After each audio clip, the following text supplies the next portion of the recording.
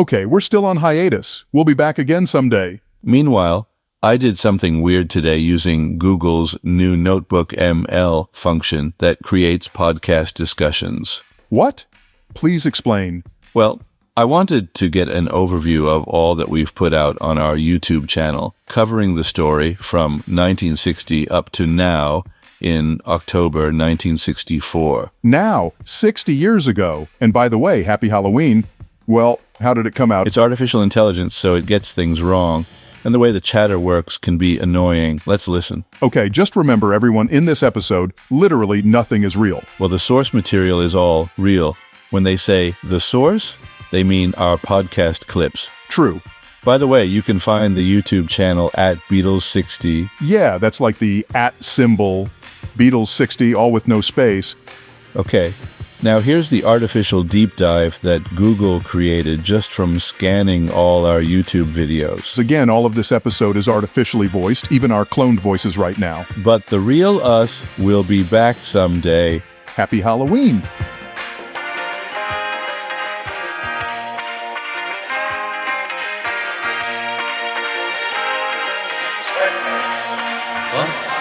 Twisted. Wow. Yeah.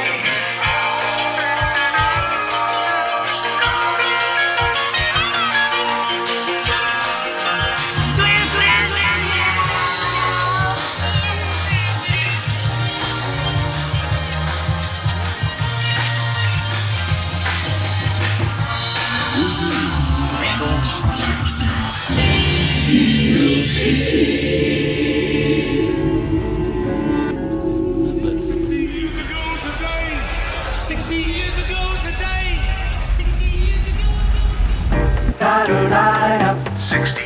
Beatles60, we're jumping around. We're jumping around.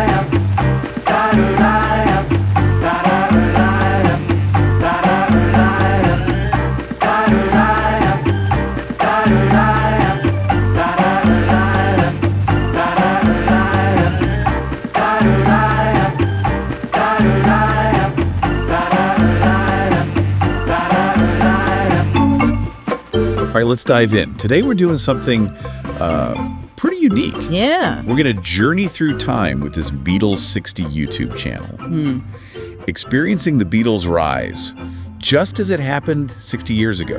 Really? Like a Almost like a... longitudinal study. Exactly. A longitudinal study. We'll start in 1960 and go all the way to late October 64. Wow, that's going to be amazing. It really is, to see how those early moments Yeah. connect to the later. The Beatlemania, the global phenomenon. So much happens in those early years. Yeah, so much groundwork is laid. It's crucial to understand that period. It really is. You know, to see their struggles, the small victories. Right. Everything that contributes to their later success. Okay, so picture this. There. It's 1960, 1961. The Beatles are just starting out. Far from famous. Oh, yeah. Yeah. They're playing clubs, mostly in Hamburg. In the Reeperbahn, the red light district. Oh, wow. Those Hamburg days. Yeah, what was it like for them back then? Well, imagine playing night after night. To rowdy crowds, sometimes for hours on end. Oh, wow. The sources really paint this picture of a really demanding and gritty environment. It must have been tough. It really tested them, that their endurance, their commitment, you know. And making it, yeah. This is where they really honed their skills, developed their stage presence, Right. and formed those unbreakable bonds that became so crucial later on. There's this crazy story, too, Okay. about them playing at the Indra Club, sleeping in a single room behind the screen. Wow, I can barely imagine. It's hard to believe considering what they'd become. It really highlights their humble beginnings, Yeah. their absolute determination. Right, and speaking of those early days, Okay. we can't forget the Casbah Club in Liverpool. Oh, their home turf, yeah. Yeah, owned by Pete Best's mother, right? That's right. That's where they cultivated that early fan base. Yeah, they really experimented with their sound there. And the story of John and Stuart painting that dragon on the wall, Oh, I love that story. it's just incredible, you know? It shows their DIY spirit, Yes. their drive to create something unique, even then. But even with all this hard work, Yeah, they were still struggling to break into the London scene, right? They faced those challenges. weren't they? Oh, absolutely. Yeah. You know, the sources reveal this frustration with being overlooked by the London A&R men. Those are the record executives. Exactly, the ones responsible for discovering new talent. Yeah, it was all very London-centric back then. It was. And the Beatles, they felt like outsiders. They did. Yeah. They were on the outside looking in. So they were talented, Yes. driven, but stuck. And then comes 1962. Yes. Such a pivotal year. A turning point. They meet Brian Epstein. He becomes their manager. Yeah. They sign with Parlophone and release Love Me Do, their first single. Wow. It's like all the elements of a success story. It is, right? You know, raw talent meets the right opportunity. At the right time. Yeah, but it's not just luck, you know? It's recognizing and seizing that moment. Think about Brian Epstein walking into the Cavern Club, seeing the Beatles perform. Right. He was just struck by their energy, their charisma. He saw something special. He did, something others had missed. That's vision. That's vision. It's remarkable how one person's belief can change everything. Absolutely. Even after they signed with Parlophone, though, there was still some skepticism. The producer, George Martin. Oh, George Martin. Yeah. Wasn't initially blown away by their music. He wasn't. There's that famous story about him commenting on George Harrison's tie. It shows that even with a record deal, their path to success wasn't guaranteed. No, not at all. And of course, 1962 also marks another huge event. Yes. Ringo Starr joins the band. Talk about a turning point. The lineup that would conquer the world is solidified. Ringo's drumming style just brought a whole new dimension to their sound. It did. And his personality, it just clicked with the others. Yeah, perfectly. It's fascinating how all these events, meeting Brian, signing with Parlophone, Ringo joining, they all converged to create this perfect storm. It's like watching a recipe come together. It is. Each ingredient essential to the final product. And what a product it would become. And how. Then comes 1963, and things explode. Beatlemania hits the UK. They dominate the charts. They're on TV constantly. They become icons. From struggling unknowns to the biggest band in Britain in just a few years. It's an incredible rise. It really is. Hard to grasp the sheer speed of it. What fueled this rise, you know? Well, first and foremost, the songs. Yeah. Lennon and McCartney's songwriting. So incredibly prolific. It was just hit after hit. And those songs, they captured something. Right. The spirit of youth, rebellion, hope.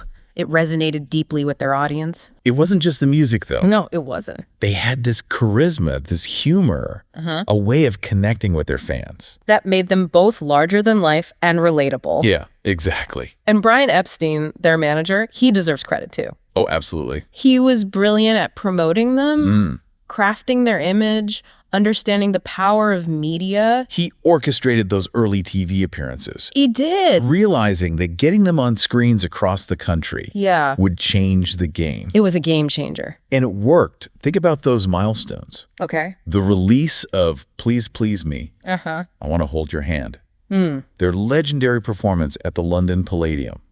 Those weren't just musical milestones. They were cultural events. They cemented their status as superstars. Exactly. The sources describe scenes of just utter chaos. Oh, yeah. With fans mobbing their concerts, chasing them down the street. Pure Beatlemania. Pure Beatlemania. It's incredible to that less than 2 years earlier. Right. They were playing those small clubs. Wondering if they'd ever make it. Yeah, and They're the biggest band in the UK. The biggest. And about to set their sights on America. On America. So as we approach late 63 and head into October 64, the stage is set for world domination. It is. The Beatles are on the brink of conquering America. And the world is watching. But before we jump across the pond, let's appreciate the incredible journey we've already taken. Yes. From those grueling Hamburg nights to the frenzy of Beatlemania in the UK.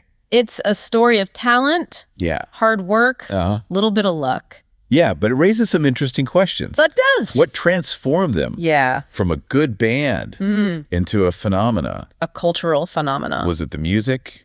Maybe. Their personalities? Possibly. Brian Epstein's guidance? Could be. The cultural climate? Perhaps. Or all of it combined? Yeah, it's fascinating to consider. It really is. It's a question worth pondering. As we continue our deep dive into the Beatles60 channel. Absolutely. And on that note, we'll wrap up this part of our journey. Okay. Join us next time as we explore how the Beatles took America by storm. I can't wait. And cemented their place in music history. It's going to be epic. It is. Yeah. See you then. All right. Bye. Bye. Welcome back to our Beatles60 deep dive. Yeah. We just left off with the band poised to conquer America. Right on the cusp. But let's rewind a bit. Okay. Remember, it's not just about the big splashy moments. Right. It's those subtle shifts, the behind-the-scenes decisions that paved their way. Yeah, I like that. Okay, so let's unpack this a bit. Okay. You're talking about the details. The stuff often overlooked in the rise to fame narrative. Right, the nitty-gritty. Exactly. Right. Take their early struggles with finding a publisher. Seems minor. Yeah. But it had a huge impact, their creative control and financial success. Right, makes sense. In the sources, Yeah. there's mention of them switching publishers from Ardmore and Beechwood to Dick James. Now, why was that significant? Well, Ardmore and Beechwood, Yeah. they were EMI's in-house publishing arm. Right, part of the establishment? Think of it as the establishment of the music biz. Okay. They weren't really interested in nurturing young songwriters. They wanted to control the rights. Oh, I see. And rake in those profits. So the Beatles, being savvy, Yeah, they saw the need for a change. exactly. Okay. Dick James, he was independent, more open to collaboration. Okay. He saw the potential in Lennon and McCartney's songwriting Right. and gave them better terms. This reminds me of something we talked about earlier, What's that? about the Beatles being underestimated. Yeah. First by the London A&R men, then Parlophone, even their initial publishers. It's a recurring theme. It is. Maybe that underdog status fueled them. You know, that drive to prove themselves. Yet screw the system mentality. Exactly. They weren't going to be dictated to. They made their own rules. They did. But let's not forget about serendipity. Oh, right. Those chance encounters, Yeah. that, in retrospect, were huge. Like Brian Epstein walking into the Cavern Club that day. Oh, in 61. What if he had been running late? Yeah. Or something had kept him away? The Beatles might have stayed a local band. Crazy to think about. It is. The sources actually reveal another what if. Okay, tell me. Remember Ray Jones asking Brian for a copy of My Bonnie? The one with Tony Sheridan? Yes, from Hamburg. Yeah. It's often cited as the catalyst. Right. For Brian's interests. He went to the Cavern because of that. Yeah, a customer requested it. But what if Ray Jones hadn't asked? What if Brian had never walked in? Wow. It's fascinating to think about. It is. It suggests that history is a delicate balance Of intention and chance. Ah. Sometimes the smallest things change everything. The sliding doors moments, you know. Exactly. One little choice leads down a totally different path. It adds a whole new layer to the Beatles story. It does. It's not just a straight line of ambition and hard work. Aye. It's a tapestry. Oh, I like that. Woven with coincidence, connections, and of course, talent. So we've got the publishing deal sorted. Yeah. They've got Brian Epstein championing them. They're writing amazing songs.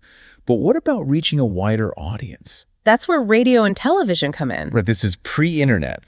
Pre-MTV, Radio and TV were everything. dominant forms of media. For any band wanting to make it, Absolutely. they needed airtime. Essential. And the Beatles, they weren't just content with clubs. No, they wanted more. They wanted the whole country to hear them. They wanted to be on the BBC.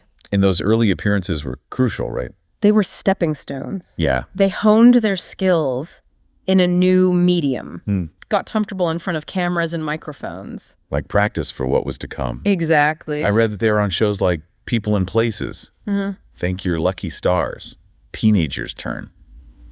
Just to name a few. Each one building momentum, Exposing them to more people. creating buzz. Making them more appealing to booking agents. It's amazing how carefully their career was managed. It was strategic. Not just about playing music. It was about media presence. Brian Epstein understood the power of publicity, Oh, he knew. getting them on television. A game changer. And it worked. It did. By the end of '63, Yeah. they were everywhere, Inescapable. on every radio. Every TV screen.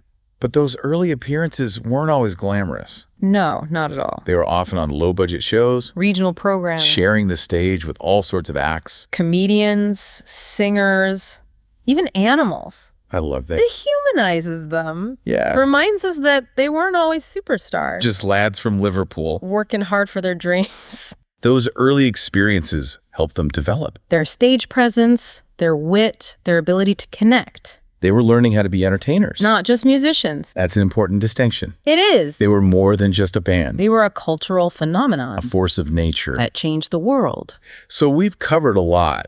We have. From publishing struggles to media savvy. Like puzzle pieces falling into place. Yeah. Each piece revealing something about them. Their talent, ambition, resilience. But most importantly, their ability to connect. They had that way of making you feel like you were part of it. Yes. Not just performing for you. But with you. That's what made them so irresistible. But it's not just charisma or stage presence. Yeah. It's the music. The songs themselves. Those songs captured something universal. About youth, love, rebellion, yearning. And they did it in a way that was both accessible and innovative. Catchy, but meaningful. Precisely. A rare feat. It is. But their success wasn't just about the music. It was the times. Cultural context. The early 60s. A time of change. Questioning everything. And the Beatles were the soundtrack. They were. There was something new. Exciting. Challenging the old ways. And their music gave voice to a generation. A generation ready for something different. Absolutely. It's no coincidence that Beatlemania and youth culture rose together. They fed off each other. Beatles embodied rebellion. Individuality. Breaking free. From the constraints of the past. And their fans saw themselves in that. It was a perfect storm. It was. The right band. The right songs. The right time. And the rest, as they say, is history. But history isn't just dates and facts. It's understanding the forces at play. The people who make it happen. And the Beatles story, it reminds us that even the most extraordinary journeys begin with small steps. So we've gone from humble beginnings to the cusp of global fame. We've seen them struggle and triumph. But their story isn't over yet. It's a fact. It's just beginning. All right, welcome back to our final part of this Beatles60 deep dive. We've come a long way. We have from Hamburg to Beatlemania in the UK. Now it's time for America. America, a whole new world. A whole new challenge. Imagine late 1963. Okay. The American music scene is crooners. Girl groups. Clean-cut pop stars. Yeah, very different. Then you have these four lads from Liverpool.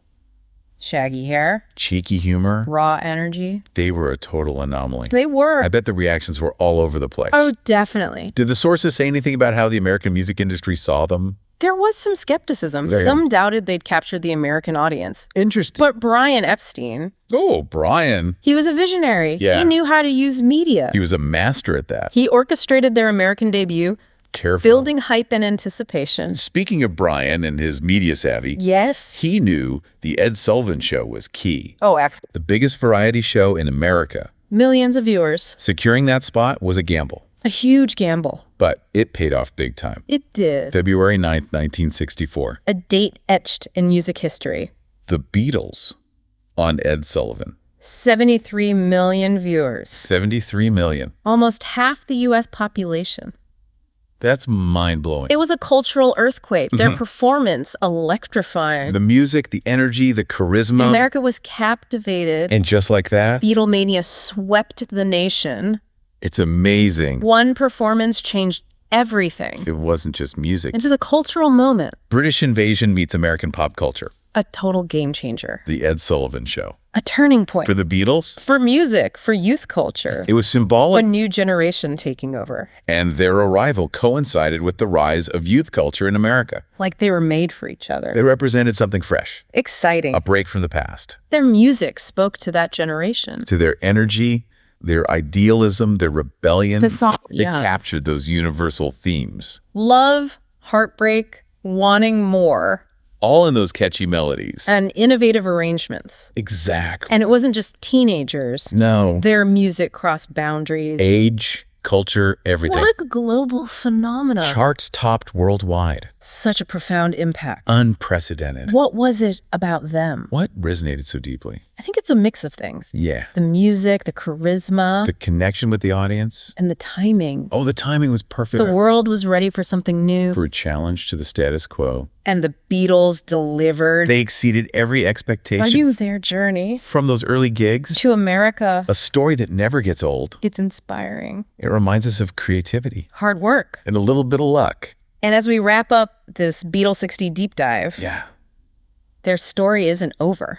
It's still unfolding. Their music lives on. New generations discovering it. Their influence is everywhere. It's a testament to their power. This deep dive has been incredible. It has. Experiencing those early days. Like we were there. I have a new appreciation for them. For their impact. That's the beauty of these deep dives. It is. Stepping back in time. A fresh perspective. Seeing the connection. Past and present. The power of music. To shape our lives.